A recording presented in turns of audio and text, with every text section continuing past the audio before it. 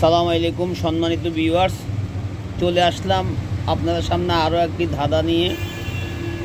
আপনারা লক্ষ্য করুন যে এখানে একটি সংখ্যা আমাদেরকে বের করতে হবে। তাহলে এখানে 6কে যদি আমরা 2 দিয়ে পূরণ করি তাহলে কত হবে? 6 দুগুণে 12। সেই 12কে যদি আবার 2 দিয়ে পূরণ করি তাহলে হবে 24। আবার একইভাবে 2কে যদি আমরা 4 দিয়ে পূরণ করি, 4 দুগুণে 8, সে 8কে আবার 2 দিয়ে পূরণ করলে হবে 16। এখন এখানে 48-এর অর্ধেক 2 দিয়ে ভাগ করলে হবে 24।